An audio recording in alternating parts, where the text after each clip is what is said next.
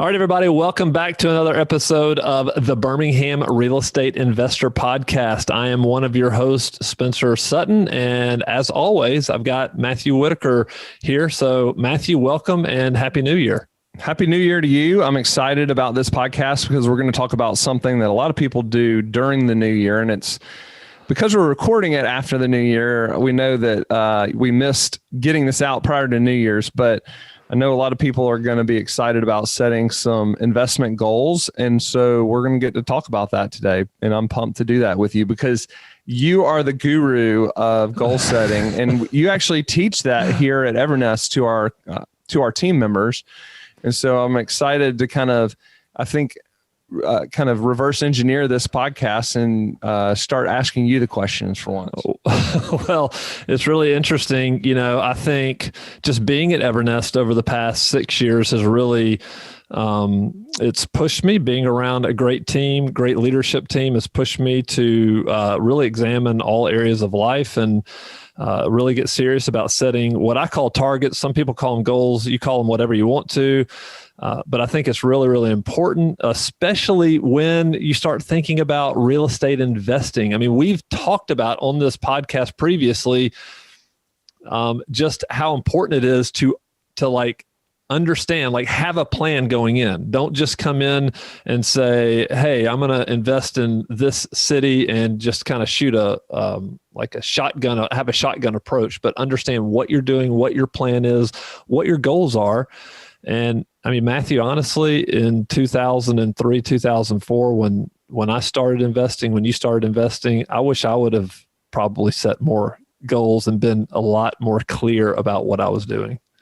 Yeah, I think if you think about it as a map, and you talk a lot about a fact map, but if you think about it as a map, it really makes sense to know where you're headed. Now we can change plans on how to get there, but if you can't really set goals, you can't really achieve goals if you don't know what the end result looks like, or at least have a clear picture of what the end result looks like. So what I would love to do is get in to start asking you some questions, because you and I have a little bit different approach to annual goal setting. Yours is way more detailed and thoughtful. Mine's kind of the redneck version. Well, that's because I need that, right? So I've got to have that in my life. Like if I'm not very thoughtful and detailed, that's not in my nature.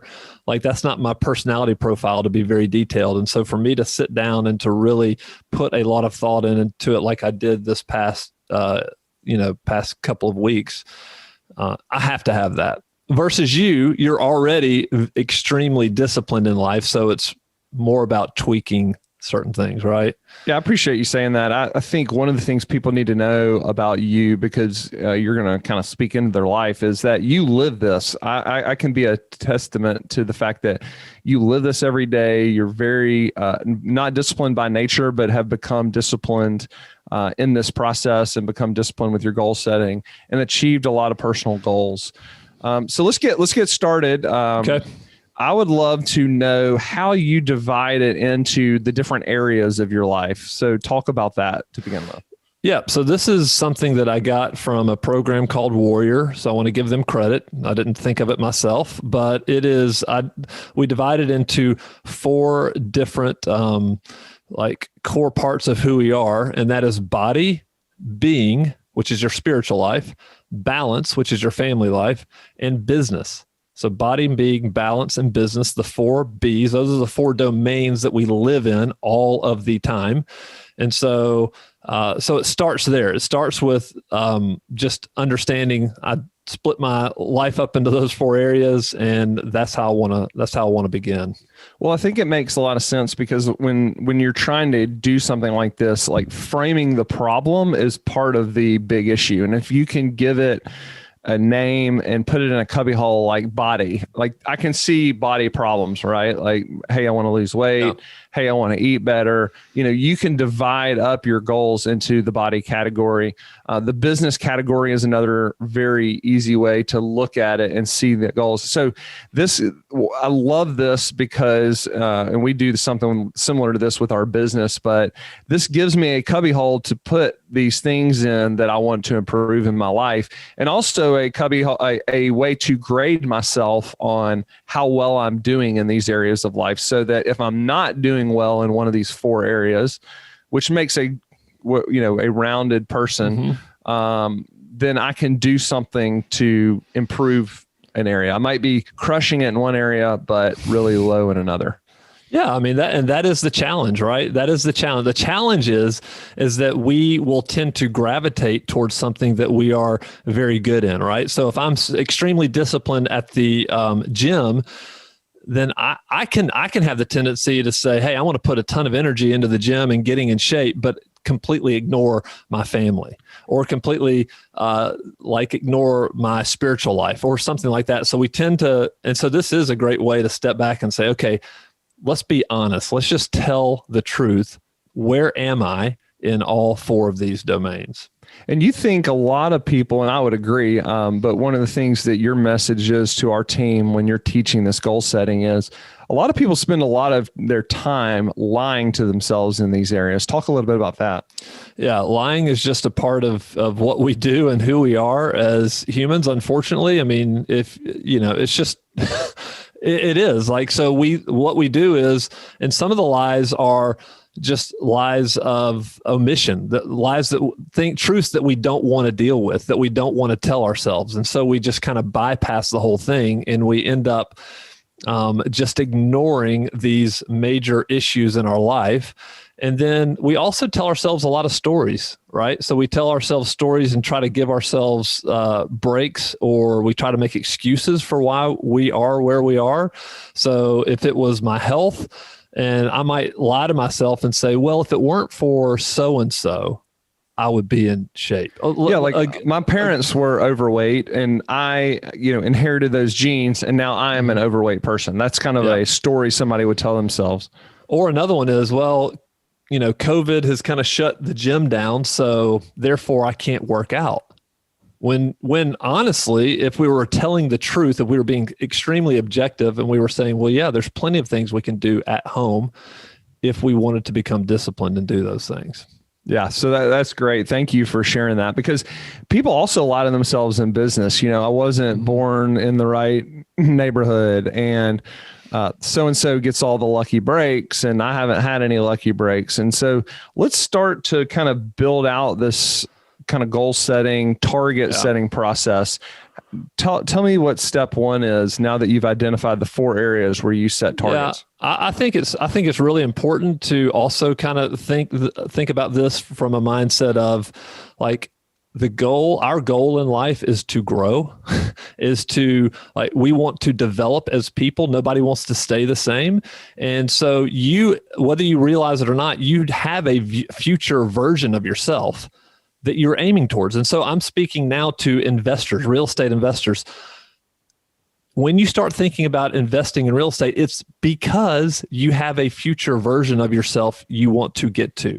Now, this may be, I want to own 20 rental houses. I may want to be, I want to maybe financially independent and have, a big portfolio of multifamily. I mean, whatever the case is, understand that because you are seeing yourself in a different light, you want to see yourself achieve this thing. We have this built-in desire to grow and to achieve things. And so this framework is just really a way to set the stage and be very clear about it. So the first thing that I do is I'll write down on a piece of paper. I'll start with body. And what I want to do is I just want to write down the facts of exactly where I am today.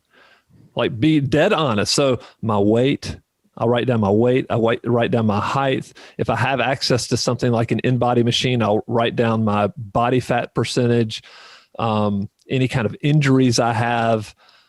Sometimes I have to get subjective. And so I say things like, I can't run a mile without getting extremely winded. So I have poor cardio, but I just want to be extremely honest with where I am. And it doesn't mean they're all bad things. It could be good things. hey, I've gotten better in this, but again, this is just telling the truth objectively and writing it down right in front of you. So that's the first step. And you do that across all 4 of those domains. Yeah. So talk about that, how that looks in business. This is a podcast for investors. So talk about how somebody might see that as an investor. Yeah, I think it depends on where they are in the investment cycle. So if they're brand new and they haven't invested, then they can be very, very clear about where they are, like funds that they have available. Have they chosen a market? Have they decided on which market they want to go into? What kind of contacts they have? What their net worth is, what their ability to buy is. Yeah, what their ability to borrow money. How much time do I have to devote to this thing? So what you would say is, and this is me really asking, you define where you are before where you want to go, or do you define where you want to go before you define where you are? To me, you have to define where you are before. You just have to be dead honest because it's easy for me to just say, oh, I want to be this, I want to do this. But if I don't understand where I am, I don't understand the gap to get there. Right. Yeah. So when I'm honest about where I am, and then I'm honest about where I want to go, then I see, okay, look at all this work that has to go into it. And then we can start making a plan for that. Okay. So step 1 is, I call it getting naked with yourself and just being real and objective about your current reality. Maybe even some lies that you've been telling yourself. Well, that comes later. Okay. Sorry. All right. Okay. So step 1 is just the facts. All right. So what is step 2? Step 2 is, how do those facts make you feel? So what are your feelings when you look at those facts? Like, well, this is something we don't do a whole bunch of. And so, which is why it takes a lot of time and kind of self-reflection. When I look at these facts, how does that make me feel? Like, what are my feelings associated with that? And so that helps kind of give some meat to those facts of, okay, this is the truth. This is how it makes me feel. And then the next thing I want to do is I want to write down, what are my patterns and behaviors and the stories that have gotten me here? So let's take it to the business. You're an investor. Yep.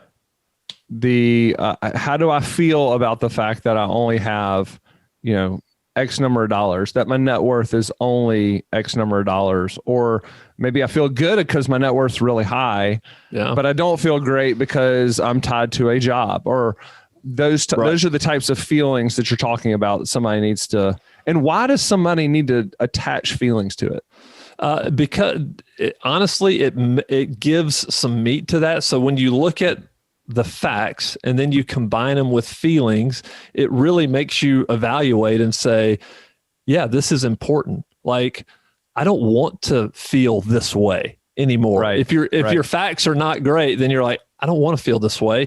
If your facts are really positive, then you want to build on that. And so attaching those feelings to those facts is actually very helpful. And you can go on Google and search like a 1-page of a chart of feelings, like adjectives or whatever. That's right. Descriptions of feelings. I don't know if that's a verb or an adjective, but whatever you get. That's right. You can basically help define. And I also think defining stuff like that makes it more objective too, right? Like if you're zooming out on your life and zooming out on your business goals, and how do I feel about this, then makes you way more clear-headed and objective. Also, it may make you less emotional when you get into that tight situation. Maybe cash is tight or whatever, allows you to better think through, and be objective and make clear-headed decisions, because you've already defined that as something that happens when you worry about cash flow or whatever. That's right. All right. And then you said, so moving on to step 3, once you've kind of defined feelings around it, what's the next step? Then we want to examine our stories. Yeah. Right. So we want to look at our stories. What are the stories and the patterns and behaviors that are associated with these facts? Now that we know the facts, now that we've connected them with feelings, what are the stories and the patterns and behaviors that have produced these? Right. So is there a story that you're telling yourself, essentially it may be a lie that you're telling yourself, that has kept you in a position that you don't want to be in anymore? What is the story associated with that? You know, what's interesting. Go ahead. No, go ahead. I was just going to say, what's interesting is I'm naturally wired to be a more kind of, we can always make the pie bigger, grow the pie person. But I grew up in a household where, you know, was kind of a limited mentality. My mom was a school teacher, love her to death, but she, you know, because she had a limited income and couldn't grow her income as fast as, you know, being a business owner or investor, she always had this kind of limited mentality. So I was raised, you know, my personality is more grow, but I was also raised in that kind of scarcity. Where I to this day, my mom will eat everything on her plate, even if she's not hungry, to her detriment sometimes. And she also ingrained that in me. Oh, I need to eat everything on my plate. I need to, you know, don't leave anything. Versus why would I keep eating when I'm not hungry? Because that's not healthy for my body. So that's right. That's kind of a story that we've been told over and over again, or I've been told over and over again, that I have to basically name it and say, hey, I know that I'm telling myself this story. Yep. And that way you can identify it and decide, are you going to keep believing this story, or are you going to believe a different story? Yeah. All right. Good stuff. And so, you know, this is really important. I mean, you can think of stories associated when you're talking about business, you're talking about real estate investing. A story might be, well, I don't have any deals. I hadn't found any deals because it's just too competitive out there. Or I'm not in the local market. So I just, you know, I just don't think I'm going to be able to find any deals. Those are all stories. I mean, they're just stories that you're telling yourself. And if you believe that story, then guess what? You'll never try. You'll never work to find a solution to that. You'll just say, well, I'm just never going to find any deals. Your story becomes your reality, and it honestly determines your future. So if you want to change your future, you need to change the stories that you're telling yourself. That's right. And then the last piece of this foundation, like of looking at the truth and setting the stage for setting goals, is just be very honest and say what's working and what's not working. So what's working that I'm doing and what's not working across body, being, balance, and business. So let's talk about what that would look like from an investor's perspective. What would be working in business? What would be not working? Well, working may be for a real estate investor. Well, you know what? What's working is I've determined what market I want to invest in. And what's working is I've started to educate myself, right? So I'm listening to podcasts. I'm calling and talking to other realtors. What's not working may be, I don't have any access to capital, right? So I don't have a JV partnership lined up. I don't have a strong relationship with a realtor or a wholesaler or somebody who can find me property. So, you know, there's what's working, what's not working. That way you can see, okay, what areas do I need to kind of focus on? Yeah. So I would say a lot of people are probably scared of messing up. Like when I get into something new, I'm just, sometimes it can be crushing to do your first deal. And to me, that would be one of the things. We've talked to a lot of investors that are looking, and they're just forever looking and never pulling the trigger. That's right. Yeah. And so maybe that's not working. I've looked at 100 deals and I've not made an offer. Which would come from a story that you're telling yourself that I don't want to mess up. I can't lose money. Right. Which would be maybe a story kind of like me, where it's there's only so much pie to go around, and if I screw this up, then there's not going to be more after it. So, and people people fool themselves into thinking like if one of the things is working is you're educating yourself. One of the things that may not be working is that you're just educating yourself, right? So information without implementation, without pulling the trigger, is not going to get you anywhere. Yeah, it's kind of like the person that has 95 degrees from college, but they haven't gotten out and done anything in the real world. That's right. They just want to keep learning and never doing and never pulling the trigger. And that's very comfortable. Probably on the other side. Yeah, we were pulling triggers. We were shooting everything. That could be a story you're telling yourself is I've got this all figured out. I know exactly what I'm doing. Yeah. Kind of the hubris story could be one. The hubris story, 100%. Like I've got brains when in actuality it's a bull market. So you got to be honest with yourself. Are you really smart? Do you really know what you're doing? Or are you just, just shooting, hoping to get something? When I bought my first rental houses, it was a package of 10 houses for $100,000.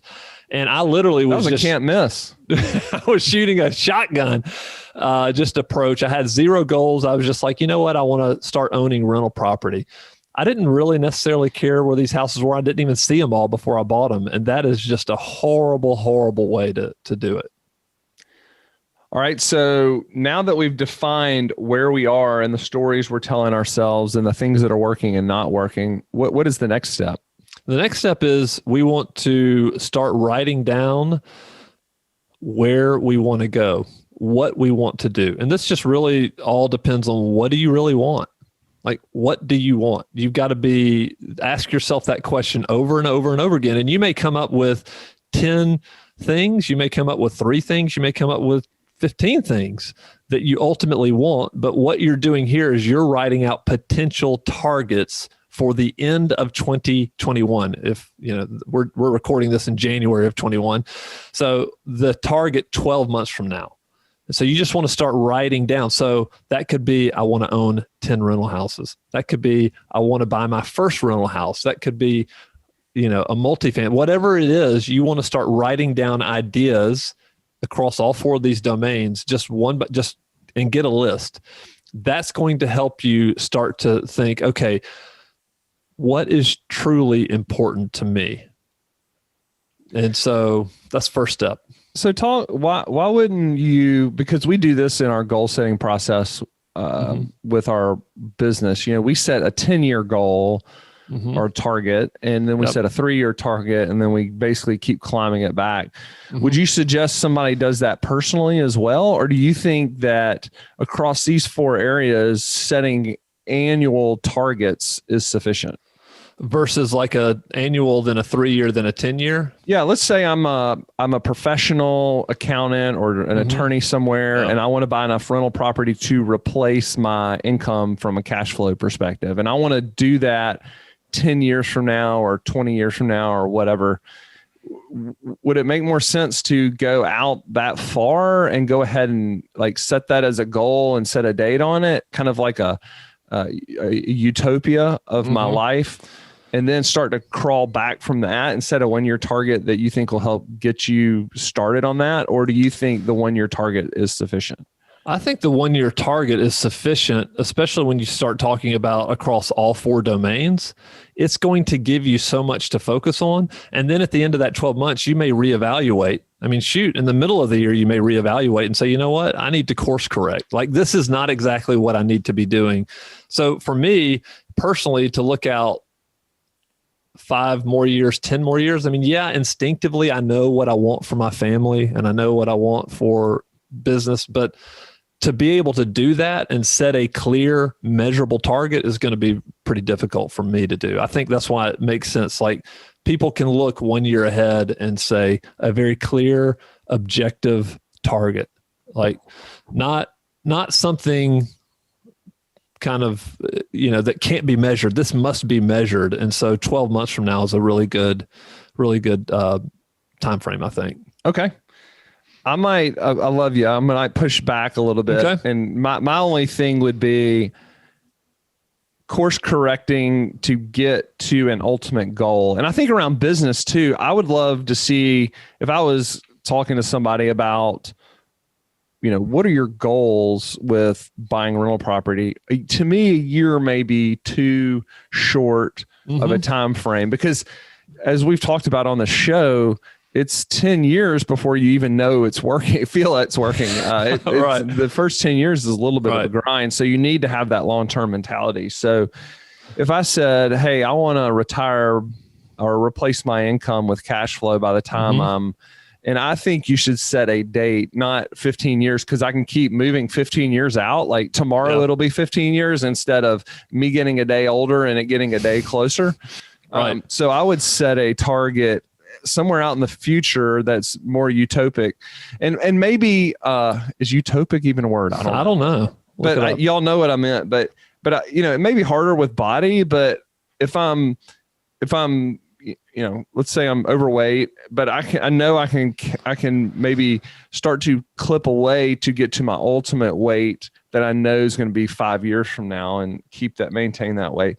I do think it could have some, if you know kind of what your North Star is, it'll give you some direction in your annual targets too. Yeah, I think that's a great word, North Star. So my North Star may be, I want to become financially independent and replace my income with rental income, right? So passive income, that may be 4 years down the road or 5 years. And that's fine to say that, but then what has to happen this year to make that happen? Yeah. What do I need to do today, as we are in a year, by the end of this year, to get us to that point?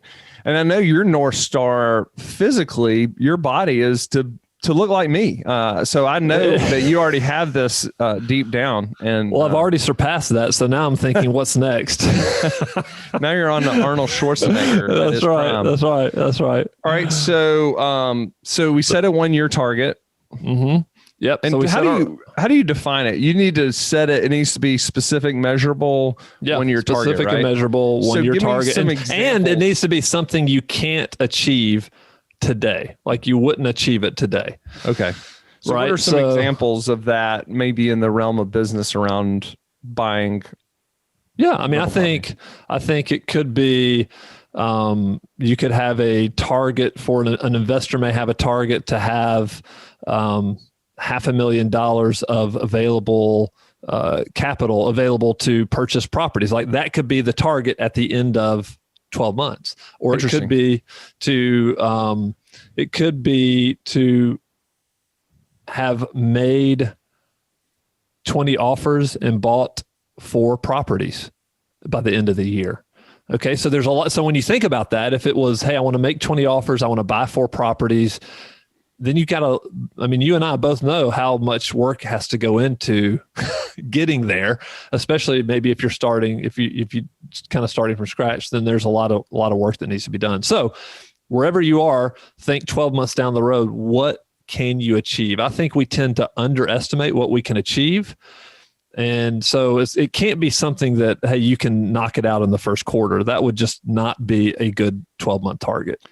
Because we're actually doing this right now, and we're starting a brokerage business where we help investors buy houses, acting as their agents to buy houses. And we've set a target a year in advance. Yep. And it's funny because it's easy to set that target and see us hitting that target, but like as we crawl it back, it's like hard getting started. Goodness. We're trying to get the flywheel moving. And it's very heavy and it's not moving very fast. And there's all these different hurdles that have popped up to getting us even just getting started buying house number 1 for people.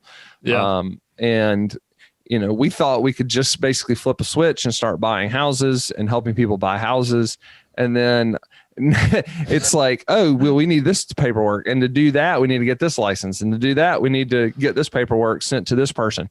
So then you back it down into like, hey, what's important but not urgent? Like, what are the things that must be done this 2 months? Because we look at it on a 2-month basis. Yep. Right. Yep. And so talk about what would be next steps. So you set an annual target and then you crawl that back to what? Well, you set this annual target and then you want to do the same thing you did with foundation. You want to say, how is this going to make me feel when I achieve it? Right. So you connect the feelings again. So if I have 0 rental houses, if we're talking about buying rental houses, and my target is to purchase 10 rental properties, at the end of 12 months, when you purchase those 10 rental properties, how is that going to make you feel? What are your feelings associated with that target?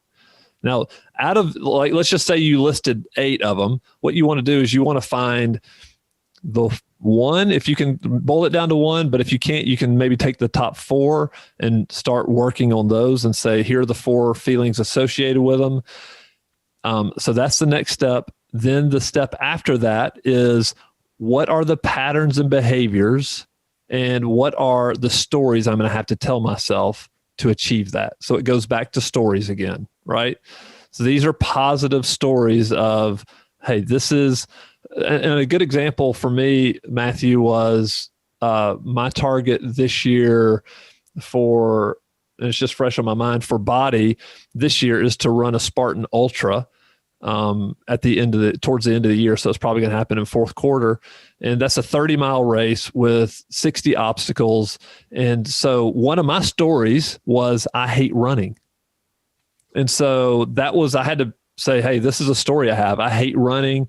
I don't like it. I think it's, bad for my knees or whatever the case is. And so a story that I have to tell myself is, I love running. And you know what? I can run for 30 miles. I can do these obstacles. So those are the different stories and how they can either help or hurt you. And I'm just making a note now that we're going to need a new director of marketing starting next year, it sounds like. That's right. When I don't come off the mountain, I told my buddies, just leave my body there. Just leave me there. Okay. So you connected to story. I think the other thing too, that you said, which we hadn't really hit on, is just patterns and behaviors. Mm-hmm. You and I are very big believers in compounding effects of your daily habits. We both have a habit of reading on a consistent basis, yep, and a pattern of growing and habits of growing. Talk a little bit about what it would look like on a business standpoint. What are some patterns or behaviors that somebody would develop? I think we actually even had one with one of our guests, a behavior he talked about he did in the morning. His first thing he did when he woke up was look at his market and see all the new houses that came out. And he does that every day, including Christmas Day or Thanksgiving Day. Yeah, was it Michael Zuber? Yep. Out in California. That's what he did. Yep. So talk about what are some other patterns or behaviors somebody might do on a daily basis if they're trying to hit their goal in this business category. Yeah, I think that's a great point. I mean, you want to continually be just, to me, when you start having daily disciplines, you start gaining a lot of confidence because you start keeping promises to yourself.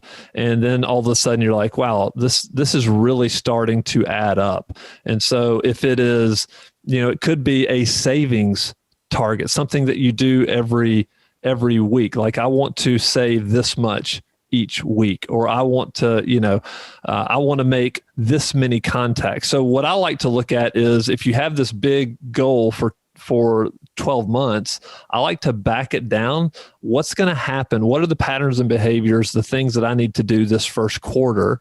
And most of those might be mindsets and skill set issues, right? So what are the things this first quarter? Don't try to achieve the whole target in Q1. Back it down and say, okay, what is the baseline? If my target is to buy 10 houses, what are the things that I need to do this first quarter that are going to move me forward towards that target? So like you said, it could start with daily disciplines. It could start with, like Zuber was talking about, reading information about the market each and every day. It could be reaching out to somebody in the local market every single day to try to learn from them, try to set up phone calls. It could be I'm going to try to make a realtor connection once a week or something like that. But most definitely, it's these small, just daily disciplines or weekly disciplines that are going to grow up into to help you get to that get that momentum and hit that goal, that target. Yeah, and we do this again with our business objectives and goals. Is where do I want to be in a year? Where do I ultimately want to be? Where do I want to be in a year? Where do I want to be at the end of this quarter? And what do I need to do this month to get me there? What do I need to do this week to get me there? We call that sprint in our business world. And then what do I need to do today to get to my sprint, to get to my monthly goal, to get to my quarterly goal, to get to my annual goal, to get to my ultimate goal? And if you break it down to get to today, you need to do something every day to move you forward. I mean, that's the power of compounding. I've been doing some reading, and really this happened probably a couple of years ago, where I used to think that you needed to rest and not work out every day. But one of the things I found out was that it was easier for me to actually work out every day than it was for me to work out 5 days a week. Because if I didn't have a decision, if I had that day where I could move it around and say, well, today will just be my day off, it became way easier. And I started structuring my 5 days. I had this 5-day sliding scale that would, it ultimately would result in me only working out 3 or 4 days a week because I kept sliding the 5-day scale around. Now I work out every day. Now that may not be, running 10 miles today, but it may be, rowing for 30 minutes. It's something, because I don't have the decision to make anymore. And that's the point of the daily habits is you need to get out of the, do I want to do this today decision. It's just what you do. And in fact, one of the great things about your brain and our bodies is they want to work on autopilot. That's one of the exciting things, that kind of earth-shattering things that I found out is your brain doesn't want to have to think about it. It doesn't want to have to make multiple decisions. What it wants to do is just basically it wants to operate in habit.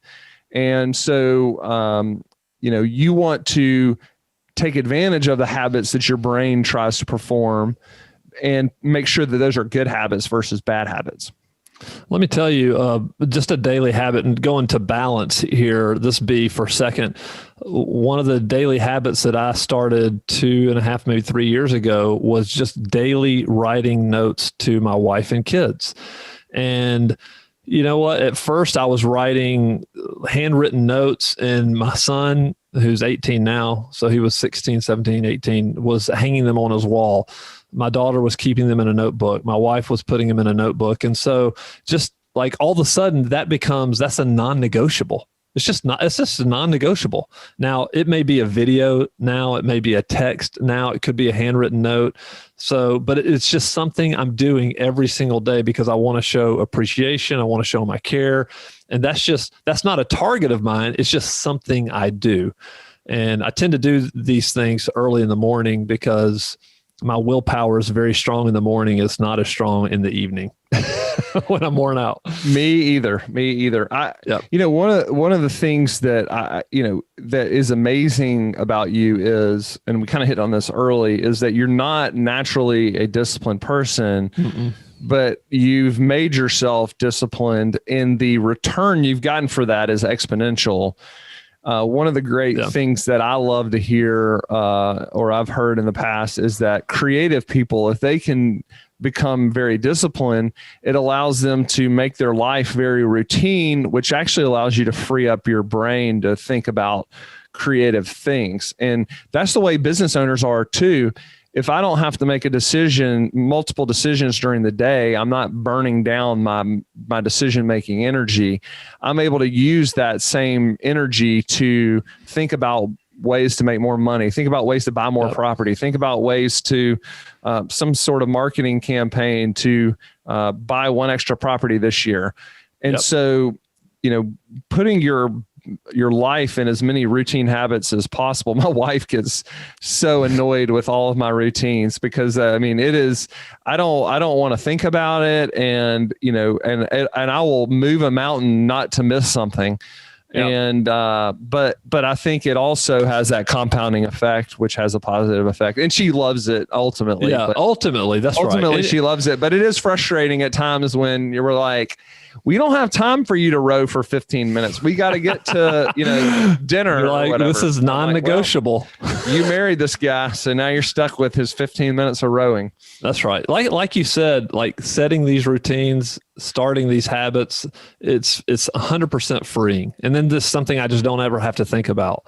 I used to work out 3 times a week, 4 times a week. And then when I just decided, 7 days a week, I'm going to sweat and I'm going to get a good workout in, then I don't even have to think about it anymore. It's just, I know when I'm doing it. All right. So let's wrap this thing up. With some kind of pointers, I would love, number one, Is it possible for us to post this fact map PDF or something similar to it? I don't know if we need Warriors' permission to do that, but well, I created one for our team at Evernest, and so I can definitely share that one. That is kind of a bit of a different version, but it is perfect probably for what people need. Yeah, so we're going to post this on the website. So I would like to give one recommendation, and then I'd love for you to kind of wrap us up. But okay, my first recommendation, and I think really only recommendation, is to start small.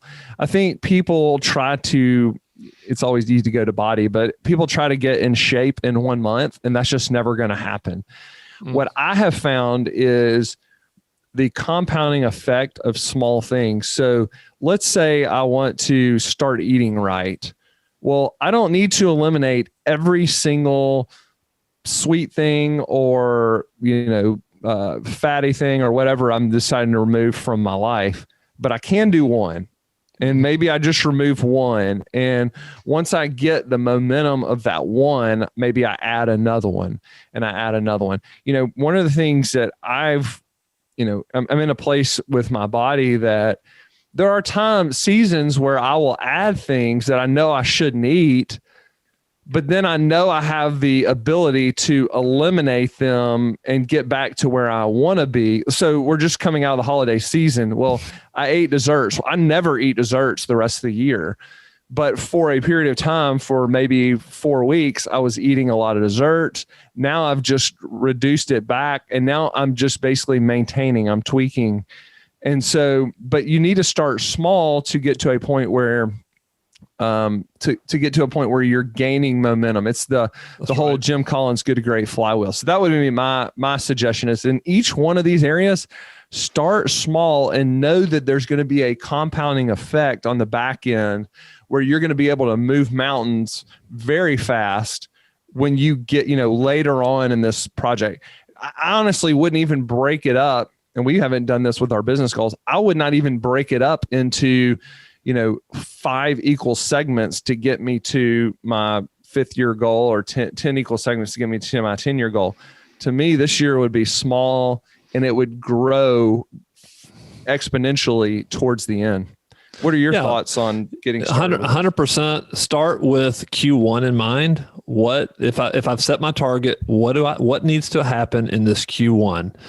Okay, so what do I want to achieve in Q1? And then you just kind of start breaking it down again and just really get clear on, okay, by the end of March, this is what I'm going to have achieved. And it's going to be getting me towards that goal. And again, it could be skill sets and mindsets. So just like Matthew said, start small, start building those daily habits.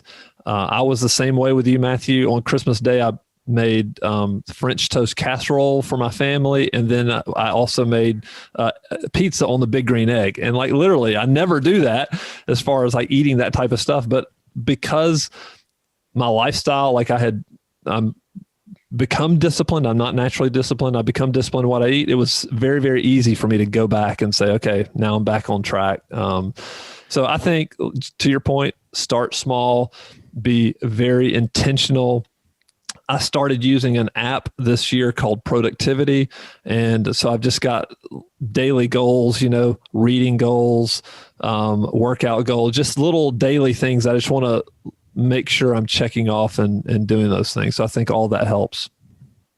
Very good. Thank you, Spencer, for sharing this. I hope people take this and use it. And if you enjoyed, I'm going to take this away from you since I interviewed you this time. If you enjoyed this episode, I hope you will leave us a 5-star review. Please subscribe, tell others about it. We love getting to do this, and the more people that are willing to listen to it, the more we get to do it. And so we appreciate you taking the time, Spencer, and taking the time, whoever's listening to this. And we will be back in 2 weeks with a new episode. See you, everybody.